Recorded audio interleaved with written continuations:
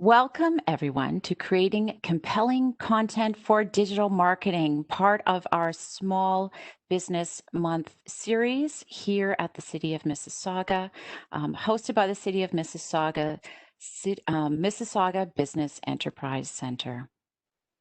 So a little bit about MBEC, as we are also known here at Mississauga Business Enterprise Center, is we are your central source for small business information, resources, and guidance. We are a small but mighty team, part of the City of Mississauga's Economic Development Office, and we are now here serving you remotely since the crisis started in the spring. But nonetheless, our team is here. And everything on how to get in touch with us, all the online resources and different programs that are available, you can find at mississauga.ca/mbec. And without further delay, creating compelling content for digital marketing, we have a special guest here today, Cyrus Mavawala, and he is from Advantis Communications. I want to welcome Cyrus. You come with amazing background in communications and digital. So I don't want to miss anything. You're the founding partner of Advantis Communications, and it's a digital communications agency focused on content strategy, creation, and activation. You are an international accreditation as an IABC accredited business communicator in 2009, and one of 60 people in Canada who've been awarded IABC's Canada's highest honor and lifetime achievement designation, Master Communicator. Wow, that's amazing. And you've spent a lot of time traveling. Thanks, Cyrus, across US, Europe, and Canada, and an instructor. So you come, thank you, with all of your ability to teach us. And we're so happy for that. University of Toronto School of Continuing Studies, and a digital communication strategist, trainer, and keynote speaker. Frequent judge of industry awards. And Cyrus has received recognition as the local, national, and international levels for these awards. And Cyrus, a real gift to have you here today, and we're thankful for that. If you want to look up his business, advantis.com is there. He's also on LinkedIn and Twitter, and I'm sure he will, if you missed this, we will have this at the end of the presentation as well. So without further delay, Cyrus, you have a lot of information to share with us today. I am going to give you the floor. Basically, I want to help everyone here grow their content capabilities. So we break through from being kind of the small dog to the top dog when it comes to building content, creating content, curating content. So before we jump in here, here's a very simple matrix. Neuroscientist Carmen Simon says that with business content, the majority of your audience will forget about 90% of what they hear within 48 hours. Now, I won't take that personally. And she goes on to say, she says, and more importantly, 10% of what they remember is totally random, which is a scary thought. So to combat this and be intentional about the key content that will help you and your business, I want you to remember the right things. So make this schedule here. It's 4 quadrants, and you've got the stop and reduce on the left-hand side, and top right is start, and then bottom right is increase. So if you just take a scrap paper or scribble on your tablet, what have you, and that way, when you come across a little nugget, you can pop it in. If something that you shouldn't be doing, maybe it's maybe it's putting in the stop category or the reduce. Or if you find a little nugget that you want to start doing or do more of, put it in the right-hand side. So hopefully that helps. And for this presentation, but for really every meeting or presentation you go into, that's quite a handy little chart. So everything is just on one page. So I want to kick it off here with a poll. So if you can launch that first poll, Laura, that would be awesome. Basically, just a simple question. What's your favorite format for consuming business content? Now, not personal content, we're just focused on business content. So how do you like to consume business information? Is it through articles? Is it through blogs? newsletters or emails? Is it social media, various platforms like LinkedIn, Instagram, Facebook, what have you? Or is it videos, right? Is it YouTube channel or Vimeo or Twitch or whatever channel you prefer? Or is it kind of more in-depth, long form, like white papers, ebooks, that sort of thing? So we can all press that poll and submit, and we'll see the answers here in a bit. But basically, this is just to gauge how where people are gathering their information, and it'll be interesting on the answers we see here. And then we're going to dive into the agenda next, and there's really 5 pieces to this presentation. We're going to talk about. I'm going to get ahead of myself here. So we can see here that social media. Okay, that's probably the leader here. And then we've got articles, and then a little bit of newsletters. A couple people have blogs, a couple people have research, white papers. So social media is really the biggie here, followed by articles. And that could be, kind of magazines, mass media, that sort of thing. So it's, everyone's talking about the power of social media. And since COVID hit, people are online more. They're using social more. So that's really not a surprise. So I'm just going to close that and we'll continue here. So agenda. We're going to talk about strategy first and why take precious time to talk about strategy. And it's because you could probably get to where you want to go without a lot of pre-planning, strategic planning. But it's going to take you longer and you're going to burn up more budget because you're going to be doing tactics that really aren't the most effective. And you're going to try, and it's going to be a kind of a process of, try, that didn't work, let's go on to the next. So you're going to use up a lot more time. So you're going to be going all over the map. You may eventually get there, but it's going to be too much, too late, and you're going to have spent too much. So that's why we're talking about strategy. Then we're going to talk about audience. Then we're going to talk about copy, imagery, and video.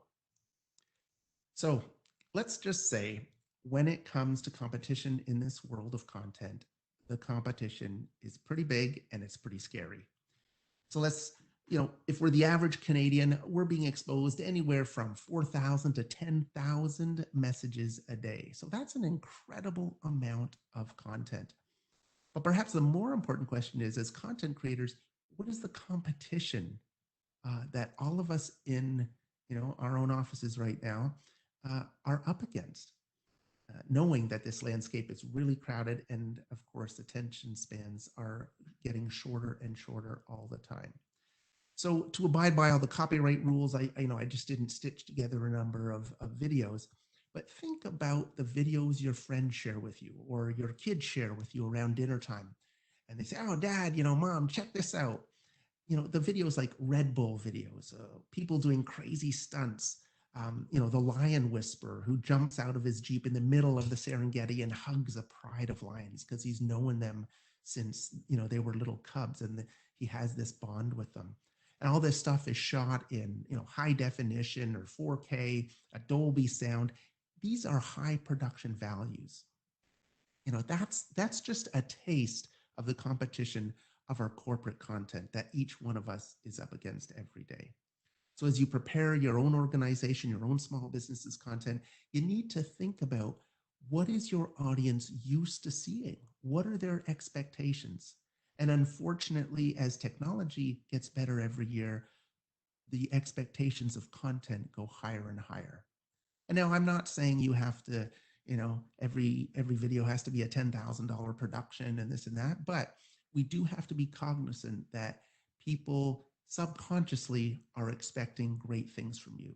So if you follow these certain processes, you can develop great engaging content designed specifically for your audience, and that's going to give them real value, and they'll keep coming back. So section 1, strategy. Here is our next poll.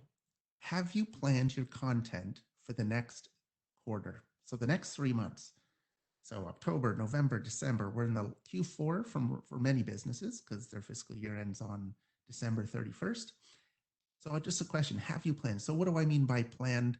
It's, do you have some sort of schedule, like an editorial schedule? Maybe it's a spreadsheet with dates and the type of content that you'll distribute for a specific audience on a certain platform.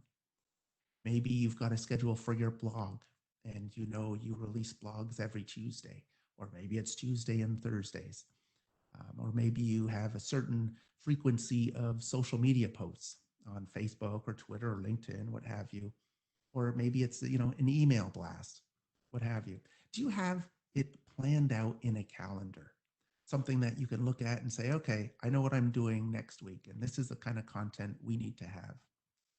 Now, calendaring takes time, but it really will help show you what's doable by yourself, or maybe by your staff if you have a few staff, or even by contractors or partners or someone that's helping your business that may not be a full-time employee. It seems like a lot of time to take upfront, but as with strategy, if we do the upfront planning, it makes everything else faster and more efficient. And you're confident that you're doing the right thing, whatever that happens to be, whether it's producing a video or whether it's writing a blog post or just taking a photo or creating a GIF or what have you.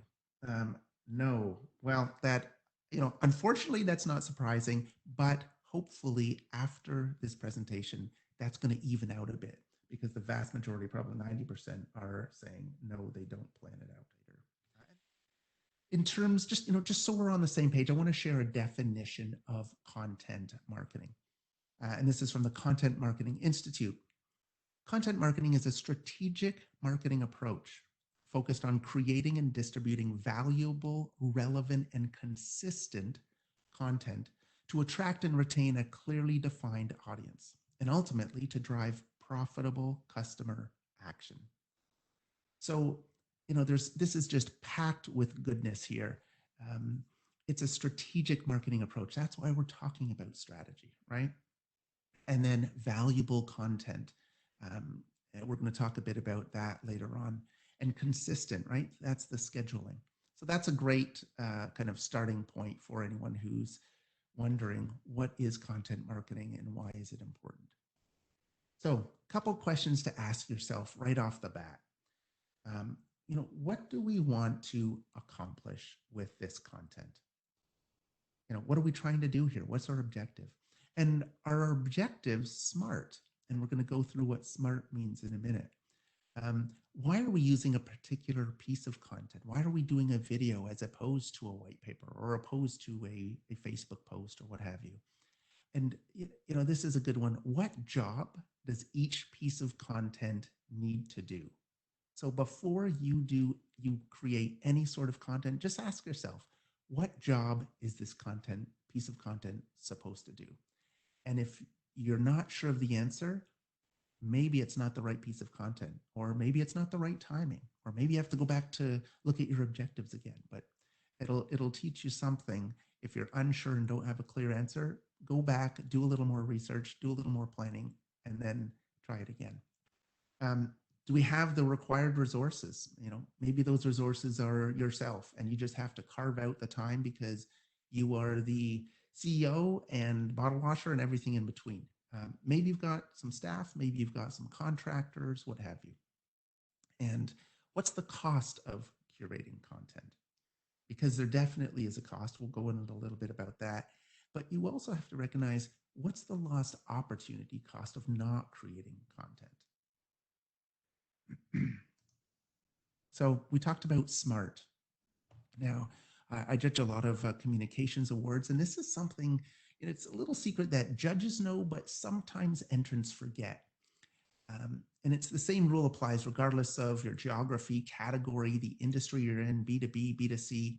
But if you don't nail down your SMART objectives and truly understand your audience, you're never going to win an award in the International Association of Business Communicators, because you could be spending budget and time and not doing the right thing that's going to give you the outcome you want. So every time you create an objective for your business, whether it's for content or something else, make sure it's smart. It's going to make life much easier because you're going to be able to measure it and you're going to be able to quickly understand, was I successful or was I not? And what should I try to do next time to be more successful than I was in the past? So specific, be clear. Does it increase engagement? And by that, do you mean 100 new followers or 1,000 new followers, right? We have to be specific, measurable. Every goal needs some kind of metric. So, improve customer service is a great concept, maybe, but it's not a goal unless you have a way to measure that improvement. Achievable, your social media goal should absolutely require you to stretch, or any goal for that matter, but they should be within reach if you are going to do the required work. Relevant, this is a piece that ties to your goal setting back to larger business objectives, right? If your goal involves increasing Facebook likes, for example, make sure you understand how that will benefit the business. And time frame, is there a time, by X date? So let's go through an example here. We'll see that in a minute. Just defining your objectives. A couple more points here. What do you want to accomplish? Even just one question. What do you want to accomplish? Is it to increase visibility? Is it thought leadership? Is it credibility? Where along, whether you work with a marketing funnel and you're looking at, just generating awareness, or whether at the other end of that funnel, much farther down, whether you're trying to get bums in seats for a webinar, for example, or downloading a white paper, what have you. There are different objectives and there are different tactics to help you reach those objectives. So for SMART objectives, we often see something like, increase followers. I'm going to increase followers on LinkedIn. Okay, that's part of the equation, but we'd like to see this, and this is a SMART objective: increase relevant business followers. So not just anybody, because we do a lot of social media audits and we see organizations are very proud of how they've grown their followers, but those followers are in a geography and they're not going to be buying or even influencing others to buy their products or services. So it's irrelevant. It doesn't matter. So relevant business followers, by 20%. So that's how much. And then, in this case, we're even showing the number of followers to that specific business page.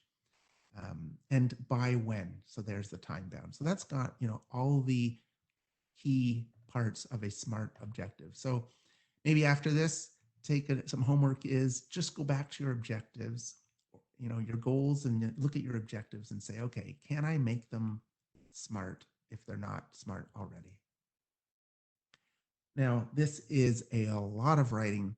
This is the PESO model. And if you're talking about content, you really have to talk about the PESO model. And we're just going to touch on this here. There's an entire course on the PESO model at the Newhouse School of Public Relations in Syracuse University. Its model first came out about 8 years ago. They've just refreshed it, so this is hot off the press. And I just want you to look at these 4 circles, pillars, if you will, and I've highlighted the key places in red and circles here. We just want to start off, when we're looking at content, we want to start off with our owned media. And we want to focus there. And that is everything that we create and we own and we have on our website. So it doesn't matter if a social media channel, is the greatest thing and then it disappears. It doesn't matter because your content's not on there. It's on your own website. You own it. So that's what owned media is. Earned media is where, media relations comes in, public relations, media relations, where others are talking about your content. So maybe you're being interviewed by a journalist from a magazine or a newspaper, something like that. And then we talk about, when you're dealing with content and creating content, think about shared media. So, social forums, private social, which is messaging. How are people sharing and helping you distribute your content? And then the last piece of this is paid media. So in general, and this is kind of just in general, sometimes it's a little different, but usually you start off, focus on that owned media when you're building content, then look at earned, then look at shared, and then start to add in some paid. But this is its own course. We're not going to belabor this too much, but check out the PESO model. And that's from, if you look up PESO model spin sucks, you'll definitely land in the right place. Now, we've all heard this over and over.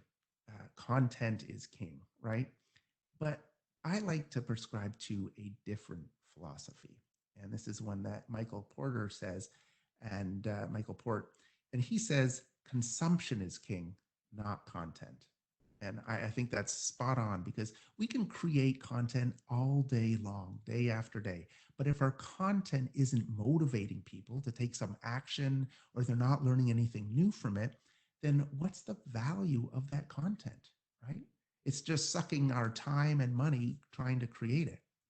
So our content only becomes valuable when it's consumed and ideally shared. So that's why I like consumption is king, not just the content. Another kind of phrase we hear all the time, social media is free, right? Well, I like to say social media is free, just like a free puppy, right?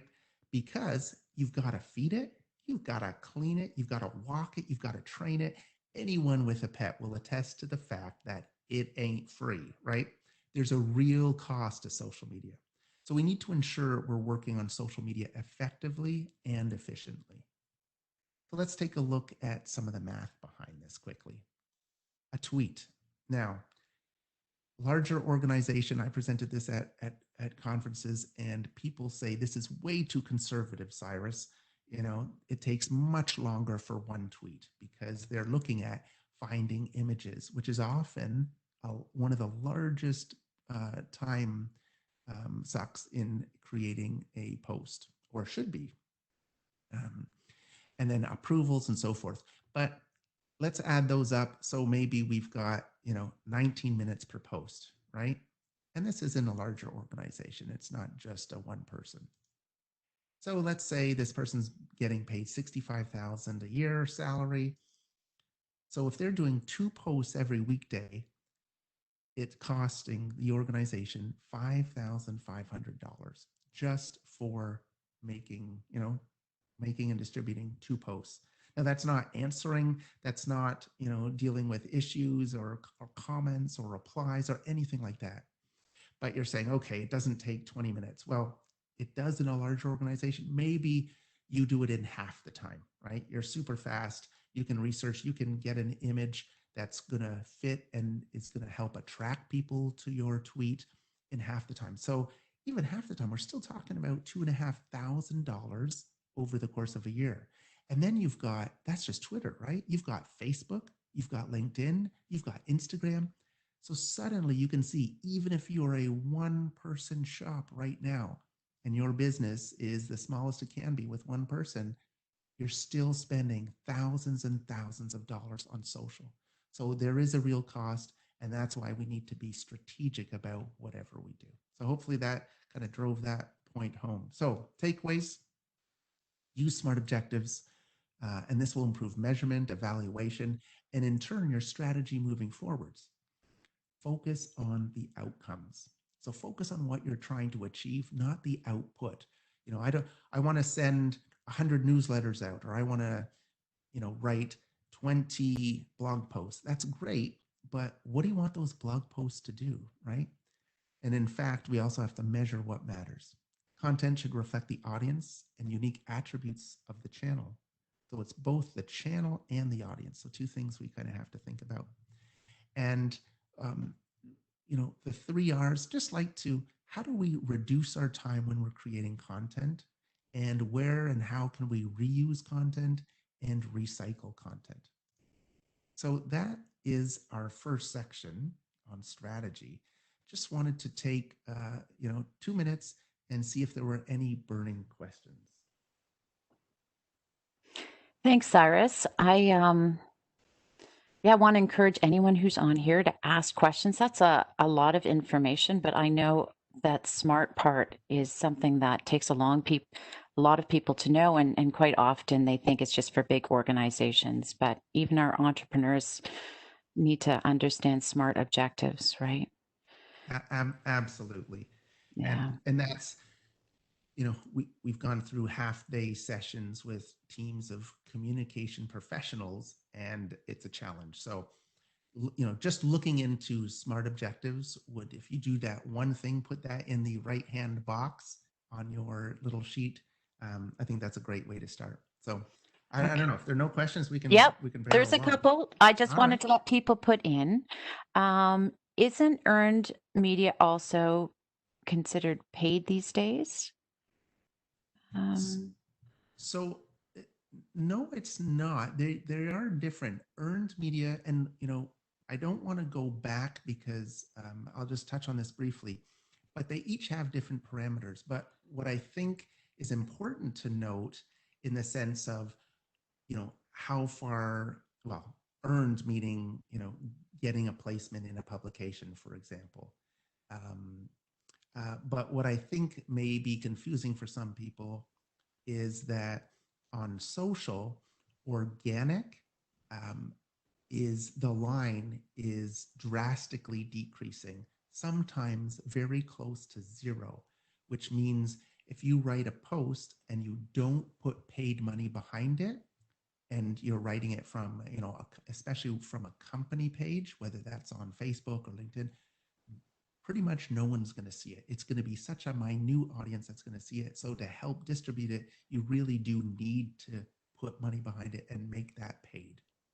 mm, So that's great. And we also have how much time should you dedicate to planning content as a business owner who already has enough on their plate?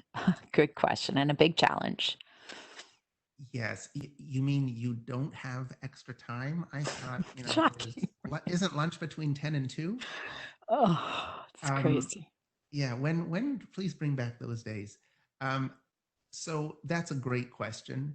I think the people that do start doing strategic planning realize the results of it, so they do it more and more. If you can, you just have to make it manageable so you'll actually get started.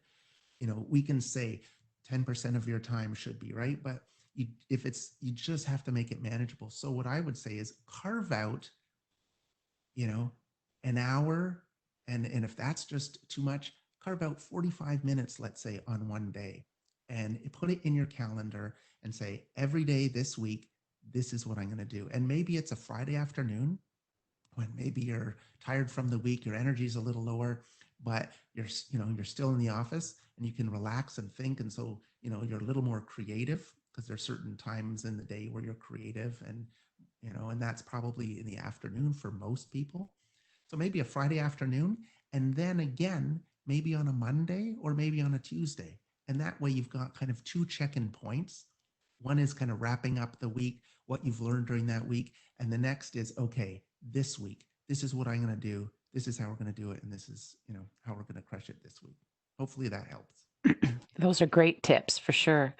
Um, Another question is there a difference in strategy for B2C, business to consumer, versus business to business? So that's a great question. Um, Strategy talks about using smart objectives, making things measurable, making sure the content you create is nutritious for your audience. Those things are exactly the same regardless of your industry, B2B, B2C. At the end of the day, we're talking H to H, which is human to human, because no company, this amorphous company, no company sells to another company. It's individuals who are selling to buyers and influencers in other organizations. So, there are different techniques and there's different types of content depending on where you are in the funnel for each of those. But the strategy is very similar, and the pieces of the puzzle that you need are very similar. Great.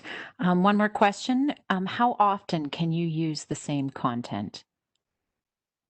Great question. Talking about reusing content. Well, Mhm. um, it depends on the platform, really.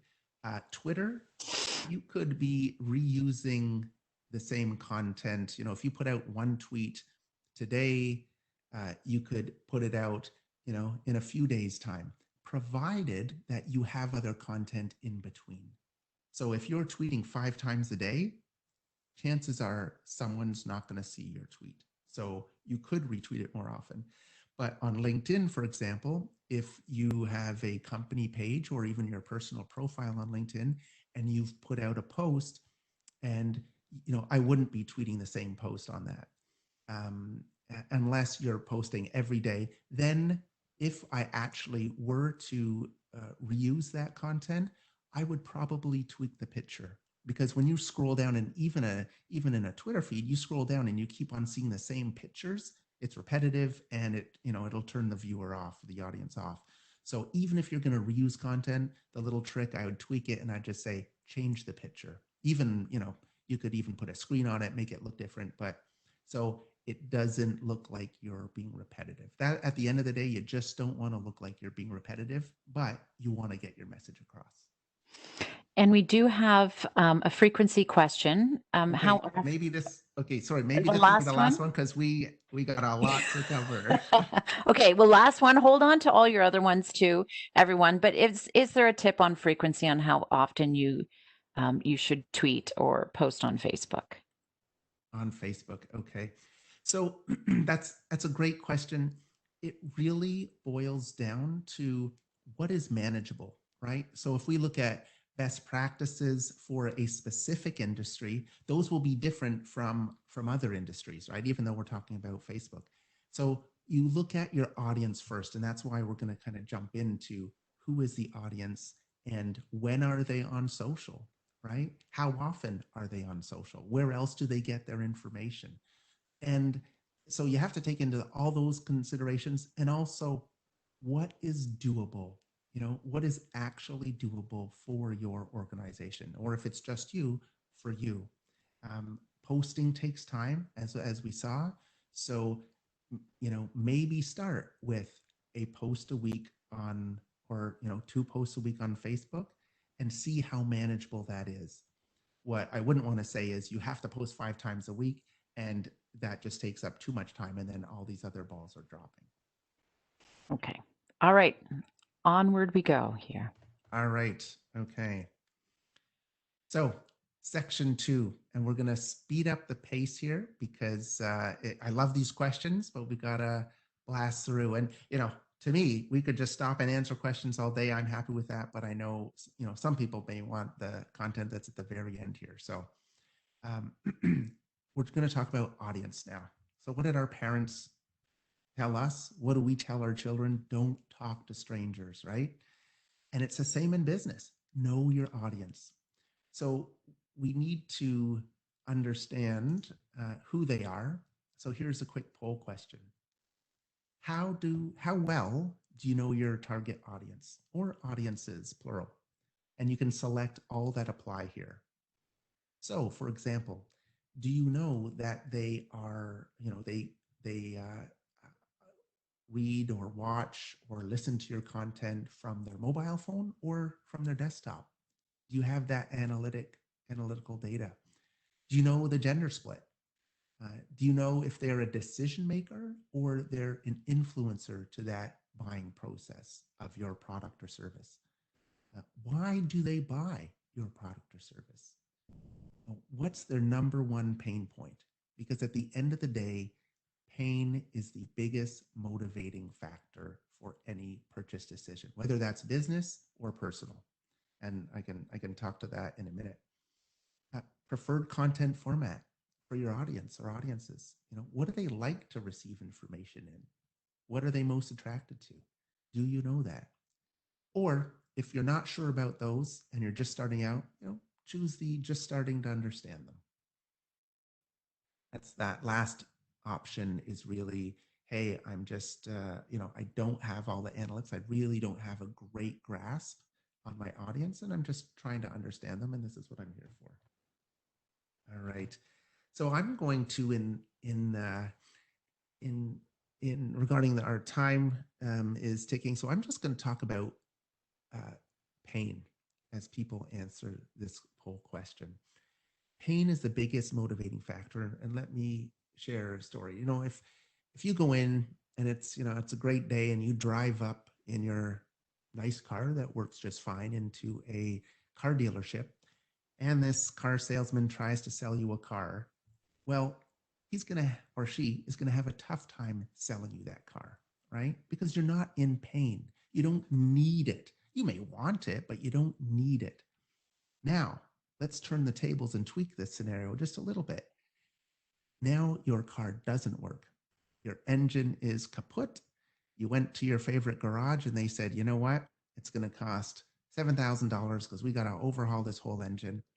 Now you're in pain. So now when you go to the dealership, it's a much easier sell for that individual because you're in pain. And if they find out you're pain, they can play to that. So that's what I mean about pain.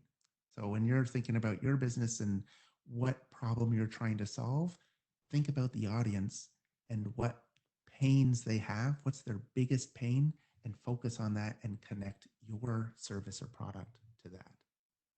Um, the most answers here are looking at just starting to understand them. So that's fine. That's great. You're in the right place. So thanks for taking the time. And then D, why do they buy? Let's see here. It's pretty even, right? It really is pretty even. Gender split, that's pretty much, maybe that's the easiest one, right? To assess. And then why do they buy your product? So that's up there too. So this is good. Now we're going to talk a bit about how to find these statistics. And because the information you can glean gives you more fodder to create better marketing content for future. So, so here is a Facebook post that didn't do so well. And in fact, Miele deleted this a few hours later. Here we go. May all women always remember to embrace what makes them unique. And look, all these women are sitting on washer and dryer machines. Well, there's much more than a governance issue playing it here. How did this idea was even born? I'm not sure, let alone pass all the hurdles within an organization. But if they really understood their audience and looked at it from the audience's perspective, I don't think this concept would have even made it to paper, right? So how do we avoid this? Well, A, don't rely on old-fashioned stereotypes of your marketing. Know your target audience, understand what drives them, and use this information to inform your social media campaign or what have you. And use personas. So what is a persona? A persona is a fictional, semi-fictional, really, character of your ideal customer. So what kind of information would we put into a persona? It would be stuff like background information, right? Job title. Are they married? Do they have kids? Demographics, and psychographics, right? What is their pain points? Lifestyle, hobbies. What kind of media do they consume, right? Do they like specific magazines, or do they watch certain YouTube channels or listen to certain podcasts? What are their goals? What are their, all this kind of information? Really drafting up an entire character. So here's an example of one, and this is from a company that you can just go on and they help you create them. There's lots of organizations like this, but you can see it's really detailed, right? We've got a photo, we've got age, occupation, status, location, bio, frustrations, motivations, right? So whether it's marketing persona or buyer persona, or we call it an audience persona, it acts as the framework for targeting your marketing content. So it's really this fictional representation of your ideal customer. And benefits of knowing your audience, well, who wants to produce more compelling content? Well, you need to know what your followers like seeing in their feeds, in their social feeds, right? Or what they like to read in terms of blogs. Who wants to write more captivating captions like headlines? Well, we need to understand which voice they find most relatable. And a question I often get asked is, what is the best time to post on social media? Well, to better understand when your audience is actually online and looking through their feeds, you need to understand who they are, when they go to work, when do they get up? Are they looking after kids at 8 in the morning so they don't have time, or what? So personas, great tool. It doesn't have to be that elaborate, but it can certainly help guide you in all your marketing assets moving forwards. So putting them to work, design a campaign based on a specific persona. So use them and target them. Before creating the content, understand which persona it should be addressing, and update personas as new information comes to light, whether you are talking to someone or what have you. Now that you've got your personas all down pat, now you need the key messages that you're going to write about your organization and that are focused on these different personas. So you got to keep it short. Key messages. If you have 3 key messages about your business, that's awesome. That's all you need. Keep them simple, short, memorable. You want people to share them. Just like on social media, you want to create content that people feel they need to share for whatever reason, because they're helping their friends, they're giving their friends value. You want to tailor your messaging to your personas, and you want to be clear, concise, right? You want to make it believable and personable. Jargon is, if we add in jargon and heavy, big words, it's really like air pollution. Kathy Guest calls it jargon monoxide poisoning. She says it hurts you and your credibility because it pollutes your message and dilutes any chance of clarity and differentiation you have. And if you want to kind of dive into the research behind this and behind why having clarity in your key messages and everything you do is so important, check out The Clarity Principle by Chatham Sullivan. And basically, he talks about people are attracted to and trust the things they understand, or things that fit neatly into a familiar category. Conversely, we tend to have an aversion or avoid things that we don't know or will take too much time to figure out. So we often see key messages that are way too complex. The simpler, the better. So simpler, the better. Just think about the 3 things you want your target audience, and that will be defined in your persona. What do you want them to know? What do you want them to think? And what do you want them to do after reading your key message? Boil down to 3 simple things: know, think, do. So we talked a bit about pain in the present and how that's the biggest motivating factor, and that we should weave in to our key messages. So what do these key messages look like? So here's an example of the Advantis Communications Messaging Framework. So we've got, the target audience. Who are we targeting? So we've got different people depending on the size of the organization. We deal a lot with large organizations, so we're dealing with the VP of marketing or director of communications. But when we deal with smaller owner-operated organizations, we're dealing with the owner, the CEO. And maybe if they have a VP of marketing, or maybe it's a VP of marketing / business development. And then you've got the mantra or the tagline, you've got an overarching umbrella message, and then you've got your 3 key messages. So this is just an example of the Advantis messaging framework. And then underneath here, underneath each key message, you want to provide proof points. So if you say something, you need to make it believable, right? And how, if you talk about your training is the best ever, well, you've got to provide some proof points of, X company improved their efficiency, tenfold after taking this training. Proof points like that. All right, so some key considerations.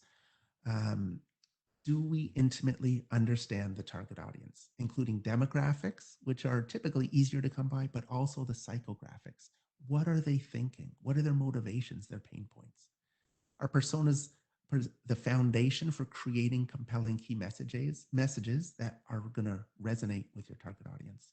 And are we building deeper insights based on the results? So every time we're talking to a customer or a buyer or an influencer, ask them a couple questions. When they phone, ask them a couple questions. How did you hear about us? Oh, what's your favorite social media channel? And you can start compiling all this data and put it back into your persona so you better understand your audience. Okay, audience questions. Let's just say we're going to take one because we want to keep moving forwards. How about that, Laura? It sounds great. Okay. I don't see any, but I may ask a question here. Research. When you're researching all of this to find out more about your audience, is there one really valuable place or one or two that you could recommend to get this information? Sure, I'll go for two here.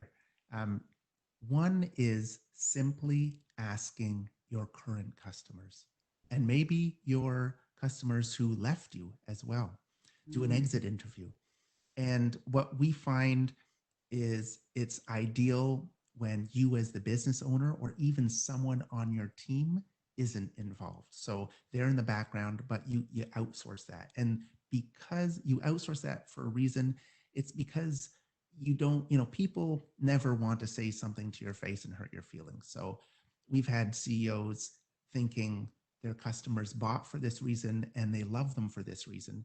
But when we actually surveyed that um, customer database, we found totally different things. And they were very happy customers, but for different reasons. So it's interesting that that changed the way they marketed, that changed the words they used and the language they used mm. because they weren't really resonating. They had a great product and that's what people were buying at the end of the day. But there was a kind of a disconnect of what the CEO thought and what the customers were thinking. So just talking to them, talking to current customers, talking to customers that left you, just saying, hey, why? How can we, how could we bring you back? And why did you leave? And so forth. But also, the second one is looking at the data that's already being collected and waiting for you on your social media channels. So if you've got a Facebook page, looking at those analytics, all the platforms have them, and you can really dive in and learn a lot just through those analytics.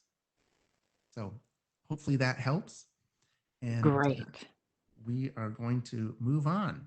All right. So section 3, copy. So we're going to jump into a poll here. So why don't we launch this poll? What is the number one copywriting rule? And you know, okay, we launched it. Let's look at the number one copywriting rule. So this is basically writing text, right? So is it to understand your audience? Is the number one copywriting rule always to include a call to action? Now, a call to action is basically you're telling or asking the audience, the reader, the viewer, the listener, to take a certain action, to do something, whether it's to download a white paper, whether it's to go register for a webinar, whatever it happens to be, but there's some call to action. You want them to do something. Um, or is the number one copywriting rule hooking them with the headline and then keeping them with your copy? Because if you don't attract them in the first place, you don't have any readers. And if you don't keep them, they don't actually get down to that call to action. So you've lost them before you've asked them to do something. Or is the number one rule shorter words and sentences are better than longer ones? Or is it all of the above? All right, look at this. My job is done here. You guys blasted through this. You knew it was a trick question and you said all of the above, right? Absolutely. So, all of these things are great to do. And ideally, you do all of these all the time. And we can move quickly through the section because a lot of it is talking about these key things. So when we're creating content, it's great to think like a reporter. We do a lot of media relations, and often when I've written an article and it's published in a magazine, or maybe I've been interviewed in the National Post or something like that, it's typically we've pitched a reporter and we've said, this is an interesting topic for your readers, and this is why, and here's an expert to talk to it. So we think like a reporter. That's what you should do as well when you're writing content for your audience. And why? Because reporters think about what makes news and what is considered newsworthy. So typically, newsworthy content will have many, if not all, of these 6 key ingredients. So timeliness. So your content needs to be new, it needs to be immediate, or something have just occurred, or a date is coming up and today's the day. This is Small Business Week. We're having a great webinar. That's timely. Proximity. If it affects people in your community or maybe your industry or your region, proximity always helps, makes it more newsworthy. Human interest, we identify with other people. So if there's a strong human interest angle in the copy and the image, absolutely helps make it newsworthy. Relevance, attracted to information that helps us make good decisions, right? So it has to be relevant to us in our current state. And that's why we have to understand our audience. What is relevant to our audience? That's why we build those personas. And conflict and controversy, that sadly always attracts our attention. And I would say in this world right now, we've got a little too much of that, but those are the kind of the key ingredients for making news. So try to weave those in to your content, whether it's copy, imagery, video, what have you. Quickly, just talking about written content.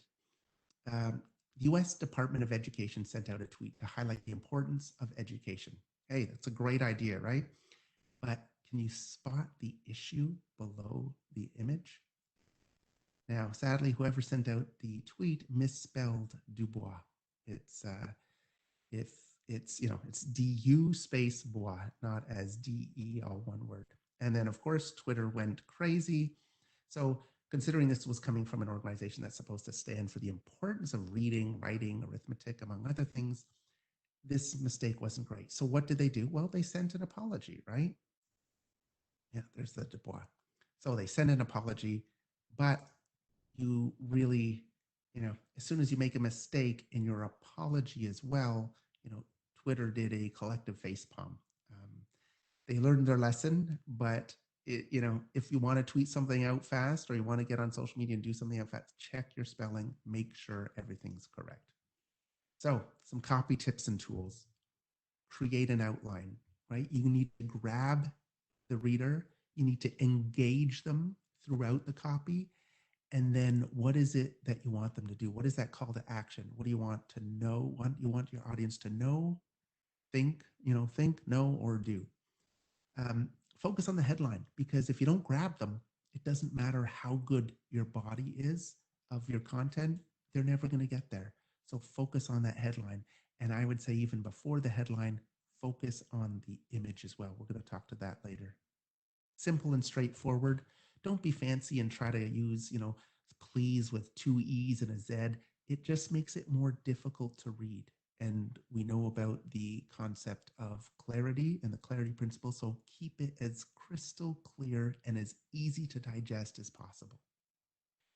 If you're going to curate content, so maybe you're not actually writing it, you came across a great post or a blog and you want to share it, always add your own insights. So even though you're curating content, meaning you found something you want to share, don't just share it and retweet it without saying something yourself. Add some of your content that shows your thinking, that shows your thought leadership on that subject. And of course, always adhere to copyright laws. So we've got a couple links here. Copyblogger.com is awesome. And a couple tools that you can put your, free tools that you can put your copy through, and it'll show you how complex it is, what reading level it's at. Because really we should be writing for, maybe a grade 7 to grade 9 level max. And that way everyone who reads it understands it quickly. And if you want to outsource it, there are websites like Upwork or iWriter focuses on writing copy as well. So here's just a kind of a cheat sheet. You might want to take a picture of this. Organic post length. So it's interesting. You look at the platform, and let's just pick one here, Facebook. You can write 63,000 characters on a Facebook post. That's a lot. But what is the ideal length of a Facebook post that gets the most traction and people reading it and taking action? It's 40 to 80 characters. So in general, shorter is better in general. But if we look at LinkedIn, typically, if you're not doing a post and you're actually doing an article on LinkedIn, that should be longer. But for a post on LinkedIn, keep it short because on LinkedIn, it's going to say dot, dot, dot. If your post is too long, it's going to go dot, dot, dot. And then you have to click more to read the rest of the message. And that takes effort on the individual, on your viewer, on your audience's person. So if you want to make it as easy as possible for your audience, make that message short so they don't have to press more to read the whole thing and they can get the whole message right away. So there's just some organic post length. When you're writing content, especially for social, you want to think about hashtags. All too often, we see hashtags that don't make sense. Maybe they sound good, but you have to research your hashtag and see. So in Twitter, just put in the hashtag you're thinking of and it'll show up. Or in Facebook, put in that hashtag and see what else shows up using that hashtag. And then you'll figure out very quickly if it's for you or not. So we came up with this acronym, hashtags. You want to be helpful. You want to be accurate. So hashtags are used by users on social platforms, right? You want to help them and you want to make sure that if you put a hashtag, it's relevant to what you're talking about. It should be short, not long. Hot, in the now. Is it trending or is it evergreen? And, T for talk. You want uh, you want people to talk about this. So what are they talking about and how do you help keep that in the conversation? You want to add to the conversation as well. And you want to galvanize. You want to galvanize all kinds of campaigns, whether promotional, behavioral change. So there's just a couple things to think about when you're using hashtags. We talked about editorial calendars very quickly. I just wanted to show it doesn't have to be laborious. It could be very simple.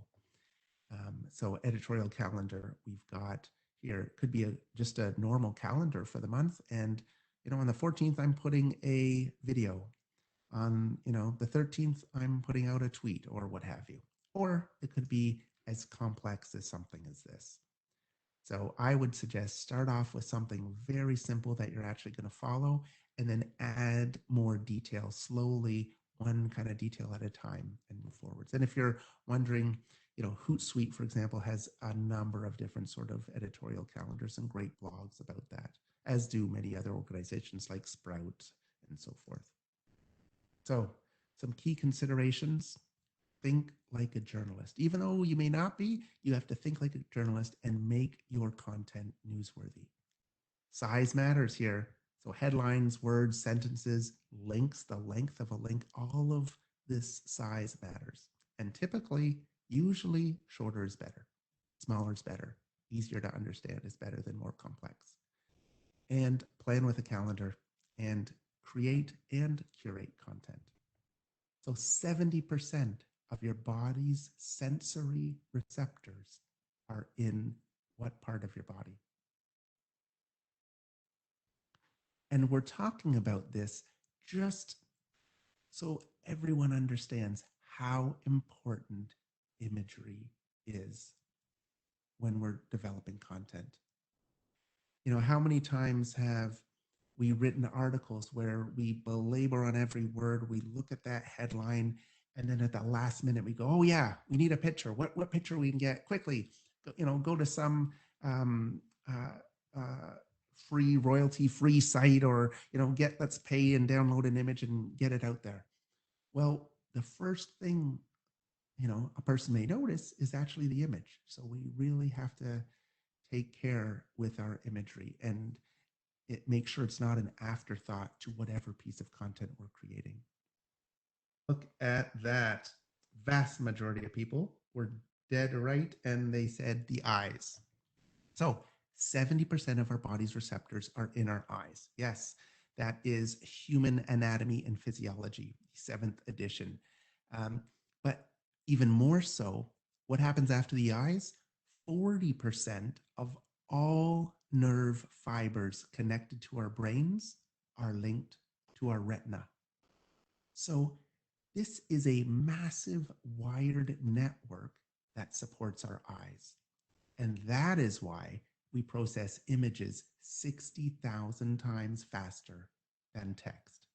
And I'm sure you've heard people talk about, oh, we process images 60,000 times faster than text. Well, that's the science behind it. So now we know this is not fake news, it's real. All right, so let's talk about imagery. Okay, in a split second, we've made some very important decisions about this dog, right? And by a split second, I mean actually 1/10 of a second, because it takes about 1/10 of a second to understand a visual scene. So, and just like it takes, if we're driving, down the road, it takes 250 milliseconds to process a symbol and attach meaning to it, like a parking sign, for example, which obviously I did not look at because I just got a parking ticket, but that's another story. So back to this dog. Is it a friendly dog? No, we know right away, right? Now, if I were to actually ask everyone and we were to do a series of polls, what might be a good name for this dog? What do you think the owner is like? What kind of vehicle do you think this owner drives? What's the owner's name? Is the owner male or female? And I've done this in live audiences, and he is a guy that drives a rusty old pickup truck. That's basically what, it's not a, well-dressed professional woman driving a Tesla. No, that's not. So just by a picture, we start to come up with an entire story of around this picture. So photos are important, and they elicit a faster and possibly stronger response than any sign or copy possible. We could say beware of nasty dog, right? But doesn't do as fast or as good work as this picture does. So if we're trying to break through the clutter, imagery is important. I put this up here. This is Rand Fishkin, the Content Marketer's Pledge. This is very interesting because if we all stand up and put our hands to our hearts and read this out loud, I pledge to create something remarkable, something that people will love, something they will want to share, something I can be proud of. So next time you write a tweet, you write a Facebook post or LinkedIn, or you're writing a blog post or an email or direct mail or what have you, think about this content marketer's pledge. And it doesn't mean you need to create something huge every time. Quite the contrary. Maybe one video is simple and elegant, but they always need to engage the audience and help push you towards your objective. So the content marketer's pledge is just nice, something to have on your wall. So talking about imagery, this is Hootsuite, and this is what my dashboard looks like, or looked like yesterday anyways. So where do our eyes go? Well, I'll tell you, our eyes first go, you can see my cursor right here to this picture, right? And even though you can't really see what all this dark red black picture is, your eye goes to that. Take off the pull here. And then it goes to this image, and then to this image, and then down here. So imagery is important. But what about that middle column, the home column on my dashboard here? There is no image there, and our eyes skipped over that entire column. So all of those tweets people were writing, invisible. That's the power of imagery. It's not just about any photo or image though, right? High quality images are better, but perhaps you work in B2B, right? Business to business. And some people may say, oh, that's, boring to boring. I can't do anything that's beautiful. Well, there's always a way. This, simple drill into some metal, that looks pretty cool to me.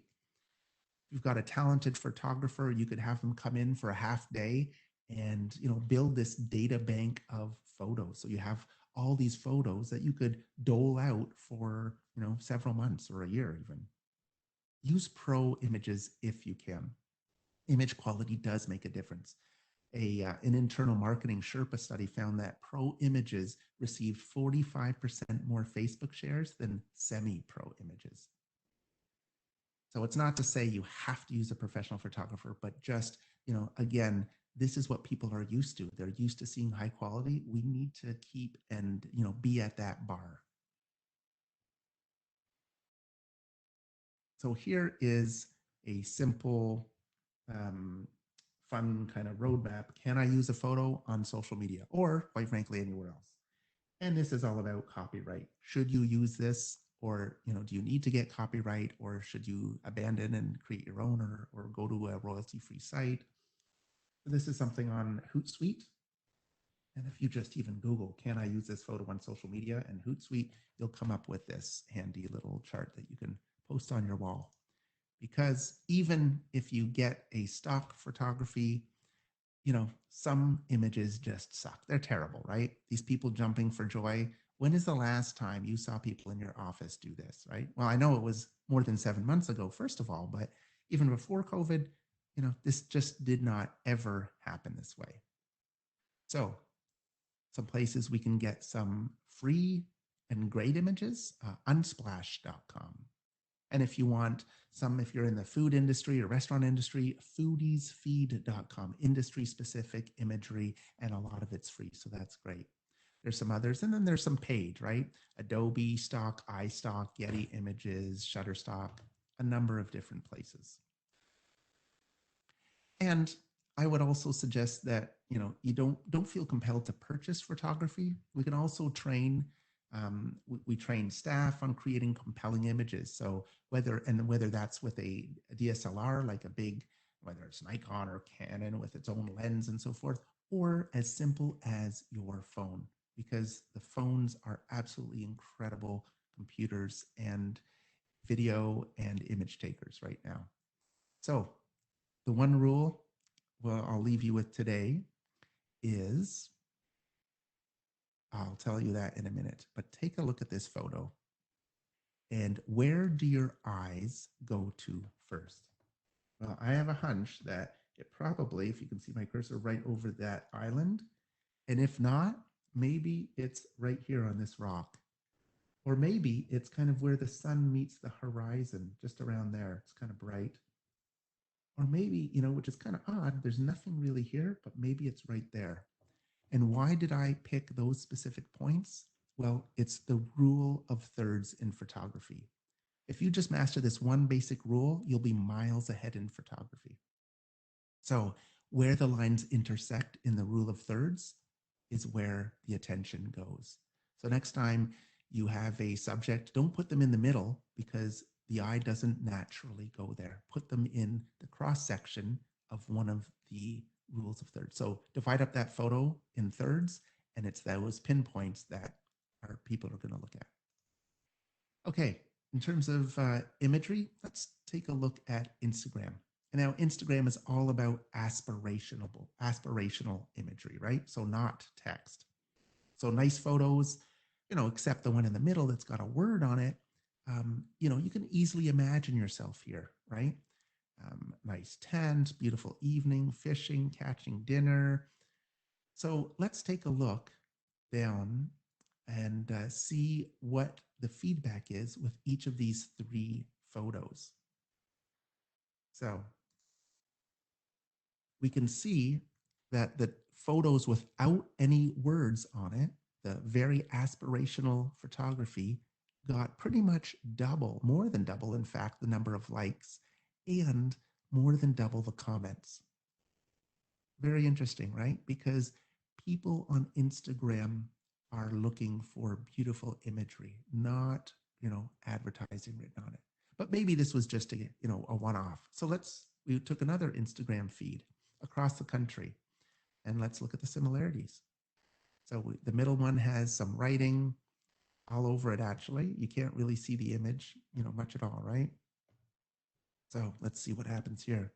And again, more than double the number of likes and double the number of comments, albeit on a smaller scale. So we know imagery is very important across, regardless of the platform, but on certain platforms like Instagram that are visual focused, you really have to minimize the copy. So imagery, you need to have the right size image for the platform.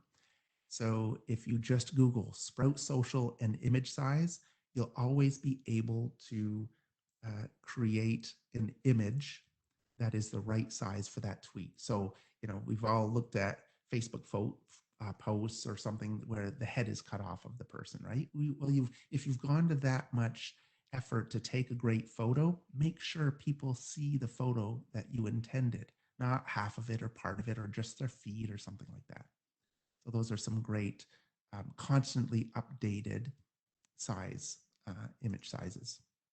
So can a quote be visual? Well, 30% of marketers said visual marketing was the most important form of content for their business, second only to blogging. Um, Now, in this case, Twitter, well, yeah, we can certainly make that visual, right? Look at the difference. Now, let's remember, go back to that Hootsuite dashboard. If it was just this, our eyes would have bypassed it. But now, if we add some color and some imagery, now we have a much higher chance of someone actually reading it. How do we make those quotes and how do we add visuals very easily and very inexpensively? Well, here are three apps. One is Pablo, that's owned by Buffer. One is Quotes Cover, really good just for making quotes, and Canva. And Canva does so much more, and they're constantly adding to their capabilities. And these have freemium versions that are free with limited options, and then you can pay just a small amount and get some great tools to help you. And so this is what I was talking about with sizing of images. People eyes are cut off. These are all large organizations that have spent money on professional photography, but at the end of the day, look at what happened, right? You can't read the message, you can't see the visual. That's why it's important to think about how is your audience going to see your visual, not what you have in front of you. So look at proper sizing. So some key considerations here. Understand that imagery is powerful. We talked about the massive network driven from our brains to our eyes. And we could go on and on about the research, but it's pretty astounding how much an image can say and how quickly it can relate that information. Learn the basics of photography. You don't have to become a pro photographer, but even if you just learn some basics, that is a big step up and will serve you well or your team well. Leverage free imagery and apps, just like the few we shared today. Format imagery with the end in mind. And always, of course, always follow copyright rules. And you will be good to go with imagery. We're going to jump into section 5, and this is all about video. We're on the home stretch here. So, simple poll. And you know what? I'm not even going to take 2 minutes to do this. I'm just going to read it here. Do you expect to produce more video content in 2021 than last year? Yes or no? Well, I will share with virtually every single study for the past probably 5 years has been saying companies are saying they're going to do more, they're going to be producing more, they're going to be shooting more video in next year than they did in the current year. So this, I'm sure, would be a yes if it follows all the other trends, all the other stats, and all the other research out there. So having said that, let's dive into why video, why it's important, and how it can help your business. Maya Angelou, the famed American poet and author, said, people will forget what you said, people will forget what you did, but people will never forget how you made them feel. So if we ask ourselves, how can we take this very valuable piece of advice and apply it to our businesses? Well, how can my content help me deliver an experience? That's the question we need to ask. So if powerful communication is about the experience, then what's the most powerful form of communication? Well, it's face-to-face communication, right? It's one-to-one. If you're standing right in front of another human talking, that's the most powerful form of communication.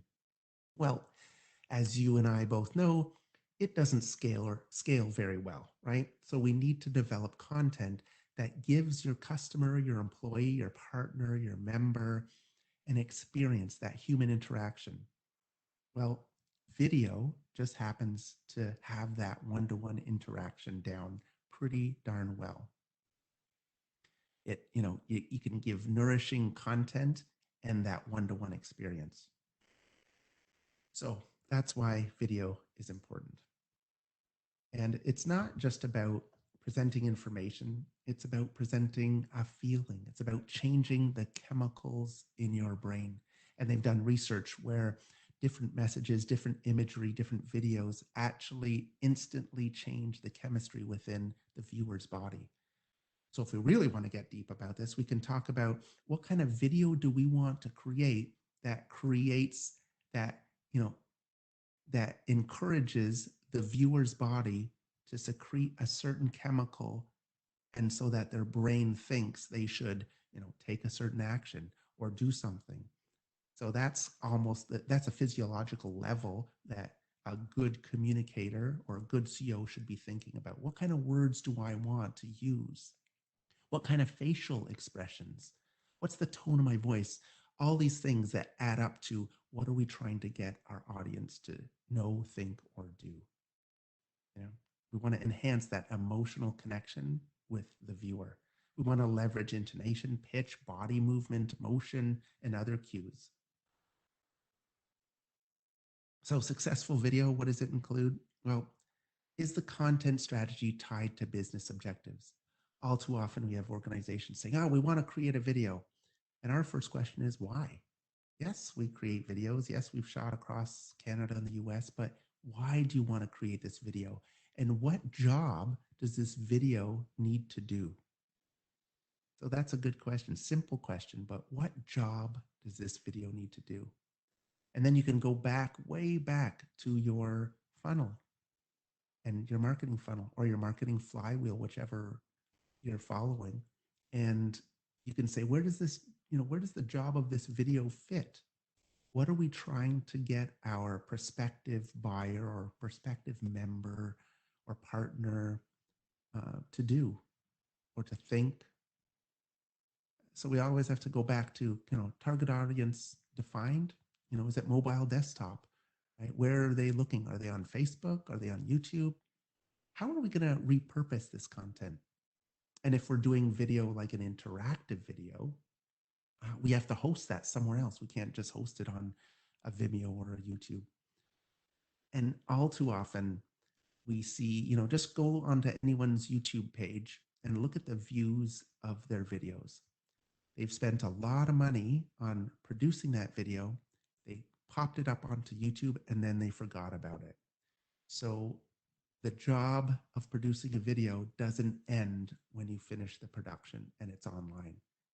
In fact, that's probably just halfway, because if no one sees it, all of that, great hard work and money and resources is pretty much wasted. So you have to have a marketing plan. And then, of course, how are you going to evaluate the success and how are you going to measure the success of your video? So making a shareable video, because at the end of the day, we want people to share this video, right? We want people to say, you got to watch this. So throw out the kitchen sink. If you're making a video, everyone whether it's different departments or all your friends are going to say, oh, you should put this in there. You should put that in there. Limit the number of audiences and messages. Focus the video, because not one video can't speak to multiple audiences, because it has to resonate deeply. And to that, it needs to be as close to a one-to-one experience as possible. So here's a couple suggestions on word counts. If it's a short 30-second video, probably around 85 words. If it's a minute video, you're probably looking around 150 words. Now you can look at the number of seconds and words, general word count here, but all too often we see way too many words in a video that's supposed to be short that ends up far longer than it does. Okay, so now moving on. It doesn't have to be high-end audio equipment. If you're using your phone, a lav mic just like this, $20, $40 off of Amazon. You'll have it the next day. it'll improve the sound quality so much. And you can see I'm going to move my mic. You may hear a noise now, but you can see this is the mic I'm using. I'm not using the mic that's attached to my earphones here. I'm using a much better mic for better quality. Okay, making a video shareable. And on the left side, the left column here, it's the higher end. And on the right side, it's probably the lower end. But of course, these could go 10 times, 100 times the cost here. These are just, some basics for small business. If you've got a camera, meaning a DSLR, so like a Nikon or a Canon or something like that, maybe that with a lens is $2,000. Or maybe you're shooting it with a phone. Well, the phones these days aren't cheap. Yes, maybe you can pick up something for $500, but likely your phone actually costs $1,000, whether you pay for it up front or ongoing. Tripod, you know, maybe you could get away with $75 for something that's sturdy enough, that has a ball head so you can rotate your phone, when it's sitting in a clip on your tripod. So it's a nice, smooth rotation. Audio, don't use the audio. If you're filming with your phone, don't use the audio from your phone. The mic on your phone is horrendous. It's only good for talking on the phone. That's it. If you want to record a video, use a lav mic. And typically, here's a little secret. The lav mic is only going to come with a very short cord. So immediately go and buy a extension to that cord, like a 20-foot cord. And that way you don't have to be, a foot, 2 feet away from the phone when you're producing your video. You could put it on the tripod, take the cord back, stand, 5 feet back, and still the sound will sound like you're right there in front of the mic. Lighting and stands. Today, this wouldn't be true a few years ago, but today you can get a great lighting setup for about $500. Three, key lights there for $500.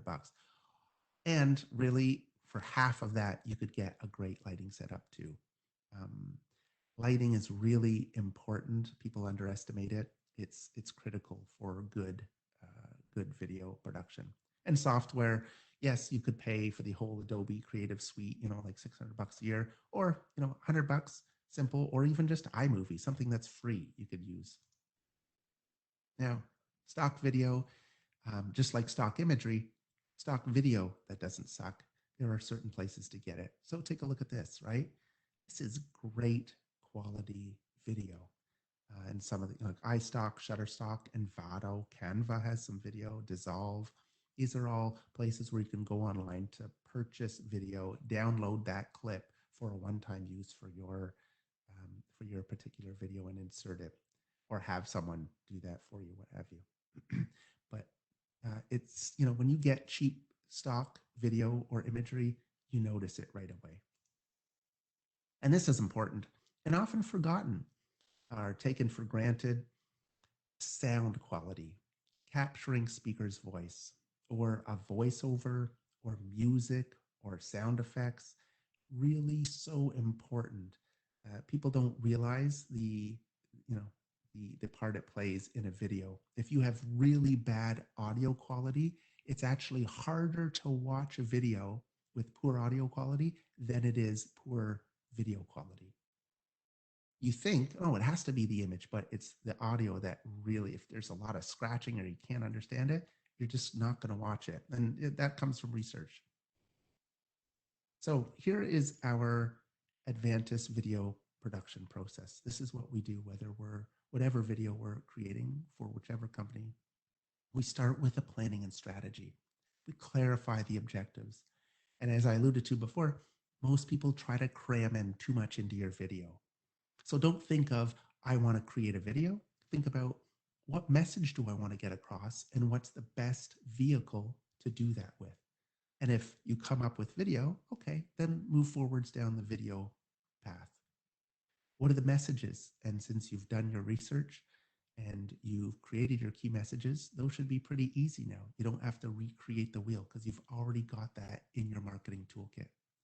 And then pre-production, what's it going to look like? What's the script going to look like? What's, maybe if you want to be fancy, and storyboard it out to show yourself, what is this video going to look like, and 60 seconds, what's going to happen.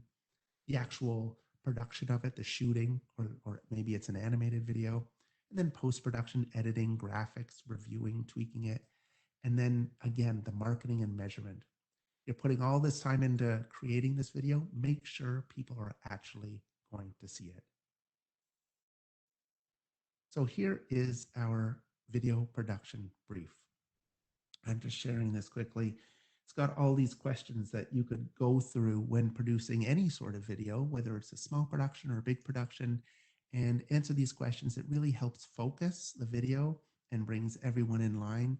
So at the end, no one is surprised at the outcome because it's all written down and it's all tight.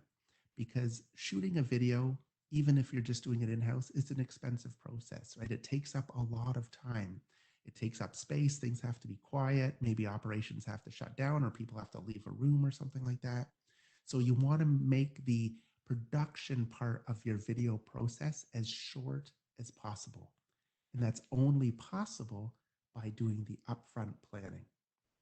That way, when everyone's in the room, if we're shooting a video for a client, we may have a producer, a shooter, an audio person, but if we have done all our upfront planning, that shooting process doesn't take a long time and thus saves the client time and money. So there are many different types of video. There's just a live shoot, there's live streaming, there's motion graphics videos, there's animated, there's personalized, there's interactive. So interactive means a video is almost like a website, all the interactivity. People can click. You could say, what do you want to learn about? This or that, and they click on that, and then it goes down that path. People could, in an interactive video, people could download a piece of marketing collateral or a white paper right from within the video. They don't have to go somewhere else to a website, then look on that, then find a link. Everything is, think of interactive video as a website, but everything is video. So there's amazing stuff that's happening in the video world right now. And it's, changing and becoming easier and cheaper literally every month. It's insane at the progress. So home studio setup, if we're talking about creating content, creating webinars, right? Simple things. You need physical space. Start with that. What kind of room are you going to have, right? If you're working from home in these times, well, you need a room that's quiet. My home office, we had set it up, 20 years ago. We had soundproofed it. We had done all sorts of stuff. And then, we were in commercial space for a long time, but this home office got a couple of doors to get into. It's totally separate. Think about that physical space. Think about other distractions that might happen. Is someone going to be, cutting grass right outside the window? Are there windows? Visuals, lighting, camera, lens. What kind of lighting is in that room? Right? Is it natural light? And if so, that natural light's going to be changing all the time. Whether it's cloudy, sometimes it's sunny, it just goes behind a cloud, then your light drastically changes. So then you need some other lights. And the key light, you've got a filler light, maybe a backlight to separate the individual from the background. And of course, microphone. Just some things to consider. And then of course, distribution and marketing. So where will you distribute your video? How will you market it? And you need to think about these things because you need to make the most of this existing asset. You've paid a lot of money for it. And thus you want people to see it and you need to leverage it. So don't forget, the show just begins when you load your video on whatever platform that happens to be. Key considerations for video. What job does this video need to do before you even start? Just ask that one question. Plan before you actually are in the production phase. And that will make the production phase faster and shorter. And you'll get the outcome you intended. And of course, market and measure. So I hope you took me up on creating this 4-quadrant actionable piece of paper here.